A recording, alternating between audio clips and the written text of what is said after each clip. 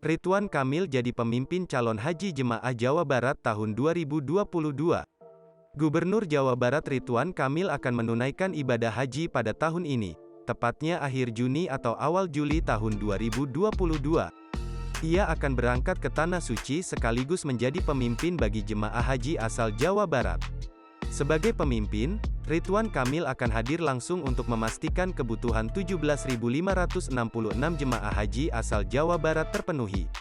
Ia berpesan kepada para jemaah haji asal Jawa Barat untuk mempersiapkan fisik selama proses haji. Selain itu, juga menjaga baik citra daerah dan negara selama melaksanakan ibadah. Dikatakan Ridwan, terkait haji Jawa Barat yang pertama sudah 6 kloter sudah terbang.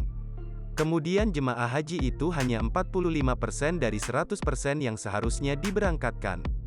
Ridwan meminta agar calon haji tidak banyak pikiran, fokuskan ke niat ibadah khususnya calon haji ONH reguler yang rentan tinggal di sana akan lebih panjang.